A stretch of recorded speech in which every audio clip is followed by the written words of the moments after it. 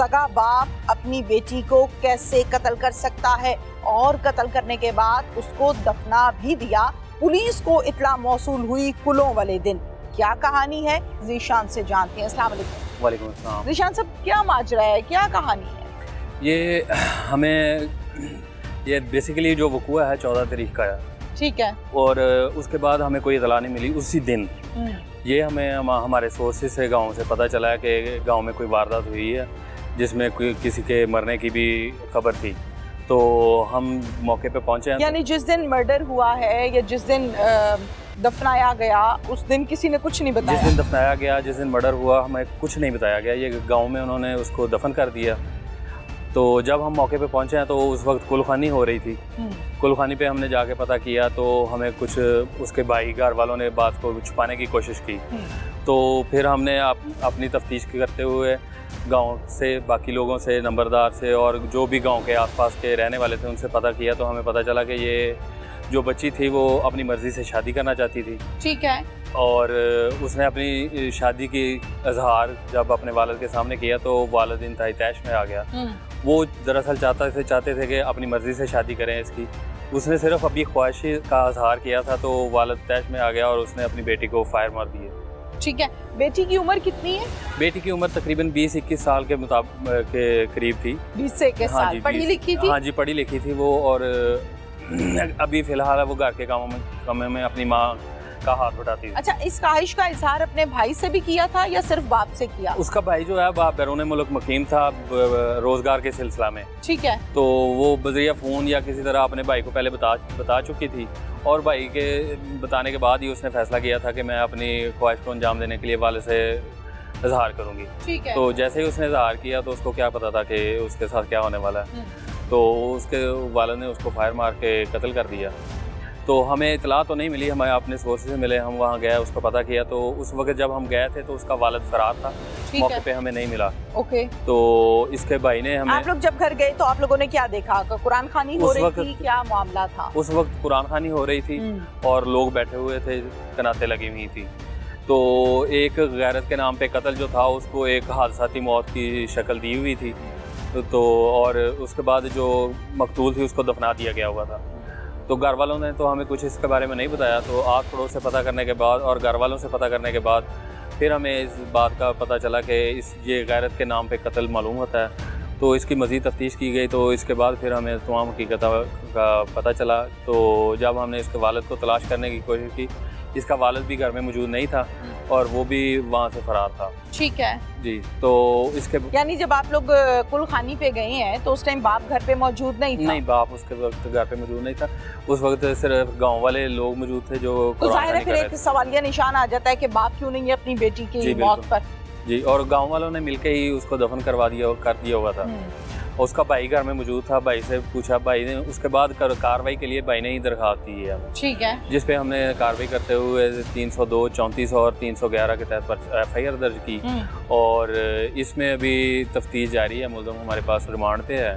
ठीक है। और इस मुल्ज़िम को हम पहले तो ये घर से फरार हो गया था। ये हमने 1-2 रेड घर में किए। इसके कुछ रिश्तेदार थे इसी गाँव में 43 गाँव में जो रहायश पजीर थे, उनके घर रेड किए लेकिन वो वहाँ पे मौजूद नहीं था। तो फिर हमने इसकी लोकेशन वगैरह ली, इसके CDR लिए।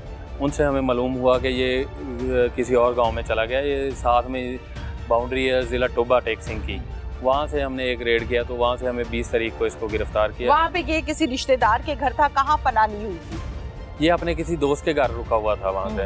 लेकिन इसको जैसे ही पता चला कि बाहर पुलिस है, इसने भागने की कोशिश की तो हमने इसको वहाँ से गिरफ्तार कर लिया। ठीक है। गिरफ्तारी के दौरान कोई मज़ाहमत का सामना भी करना पड़ा? नहीं, हमने पूरी तैयारी के साथ रेड किया था जिसमें बिल्कुल आसानी से हमने इसे गिरफ्तार कर लिया। ठीक है। आपकी इन्वेस्टिगेशन क्या कहती है? बाप ने आप लोगों के सामने इकबाल जुर्म किया और क्या वजह बताई? अभी फ़िलहाल तो तफ्तीश मुकम्मल नहीं हुई। अभी हम तफ्तीश कर रहे हैं लेकिन तमाम हालात व वाक़या से यही मालूम होता है कि इसने गैरत के नाम पे अपनी बेटी को कत्ल कर दिया है और कत्ल करने के बाद इन्होंने दफना भी दिया है, जो कि बहुत ही एक गलत इक़दाम है सोसाइटी के लिए भी और एज मुआशरे में भी एक बुरा इम्पैक्ट हो जाता है। नॉर्मली हम जब ये देखते हैं कि खुदा न खास्ता अगर बाप या फैमिली में से कोई भी उसी फैमिली मेम्बर को कत्ल कर देते हैं, फिर FIR हो जाती है और एफआईआर होने के बाद तफ्तीश का आगाज होता है। तफ्तीश के आगाज के कुछ महीनों के बाद ये खबर पहुंचती है हमारे कानों तक कि आपस में सुलह हो गई है और मामला खत्म कर दिया है, बयानात दे दिए गए हैं। इस केस को जब हम सामने रखते हैं तो इसमें बेटी को कत्ल किया उसके सगे बाप ने और कंप्लेनेंट बना सगा भाई। क्या इसमें भी कुछ महीनों के बाद हम ऐसा ही देखेंगे कि सुलह हो गई? ये पहले तो हमने जब कार्रवाई का आगाज़ किया तो वो भाई जो मकतूला थी उसके भाई ने हमें एप्लीकेशन दी और उस एप्लीकेशन पे हमने कार्रवाई की। इस केस में ये भी कई बार होता है कि पुलिस भी मुद्दई बन सकती है। जी बिल्कुल। लेकिन इसमें चूंकि हमारे पास दरख्वास्त भाई की तरफ से आ गई थी और भाई ने हमें कहा कि मेरी बहन को जुल्माना तरीके से कत्ल कर दिया गया है तो इसके मेरे वालिद के खिलाफ कार्रवाई की जाए। नामजद पर्चा हुआ? जी बिल्कुल, नामजद एफआईआर हुई और इस एफआईआर में 302 और 34 दफ़ा के साथ साथ हमने 311 भी लगाई है जिसमें वाज़े लिखा हुआ है कि कोई भी वली जो है वो सुलह नहीं कर सकता। और 311 का मकसद ये है ना? हाँ जी, और इसमें किसी भी कोई भी अगर गैरत के नाम पे कत्ल होता है तो उसमें 311 दफ़ा लगा देते हैं। तो ये मेरा नहीं ख्याल कि इतनी जल्दी सुलह नहीं हो सकती, 311 दफ़ा है। ठीक है। अच्छा मुझे ये बताइए कि जब मर्डर हो जाता है और मेजॉरिटी हम केसेस में ये देखते हैं, खबरें ये गर्दिश करती हैं कि दफना दिया जाता है, उसके बाद पुलिस क्या काम करती है? पुलिस उसका पोस्टमार्टम करवाना चाहती है, चूंकि डेड बॉडी को दफन कर दिया गया है तो फिर आप लोग मजिस्ट्रेट से कब्र कुशाई की इजाज़त मांगते हैं।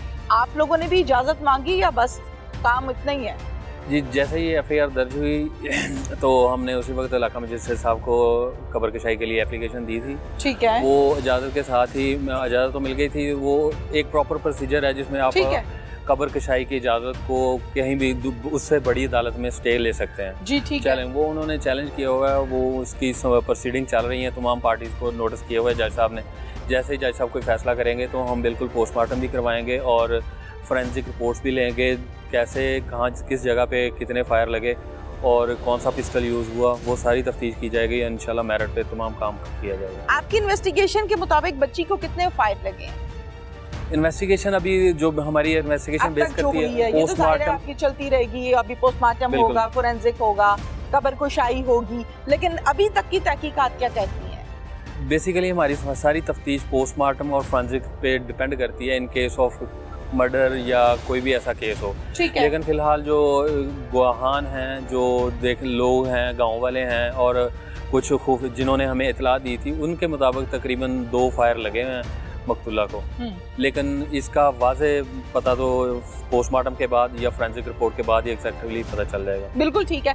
अच्छा, पुलिस जब अपनी तफ्तीश पर आती है तो कब्र से मुर्दा भी उखाड़ के ले आती है। ये आम शहरियों का एक कॉन्सेप्ट है और यकीनन ये एक हकीकत है, क्योंकि आप लोग मामलात को बहुत अच्छे अंदाज में देखते भी हैं और उसको हल भी करते हैं, जिसकी मुंह बोलती मिसाल आज का प्रोग्राम है कि आप लोगों के पास कोई मुद्दई भी नहीं आया, जस्ट एक खबर आई मोहल्ले में से और आपने उस पर काम किया, तहकीकात का आगाज किया और 1 बाय 1 स्टेप बाय स्टेप आप उसके कैफे किरदार तक पहुंच रहे हैं। आप क्या समझते हैं कि नॉर्मली हम ये देखते हैं कि कत्ल हो जाता है, रंग ये दे दिया जाता है कि गैरत के नाम पर कत्ल हो गया है, या मरने के बाद जो मकतूल है या जो मकतूला होती है उस पर कीचड़ उछाला जाता है, उसकी इज्जत पर दाग लगाए जाते हैं और अक्सर औकात हम देखते हैं बाप और भाई की जानिब से ये कहा जाता है कि इसने हमारी इज्जत मिट्टी में मिला दी, इस वजह से गुस्से में आकर मैंने ये कत्ल कर दिया। तो क्या ये बच्ची मासूम थी, महज सिर्फ शादी का इजहार ही किया था, पसंद का इजहार किया था, या खुदा न खास्ता दामन भी दागदार था? पहली बात ये है कि हम इंशाल्लाह मेरिट पे तफ्तीश करेंगे, किसी को भी जो भी गुनाहगार हुआ उसको गुनाहगार करेंगे और पूरी कोशिश करेंगे अदालत से ज़्यादा उसको सज़ा दिलवाई जाए।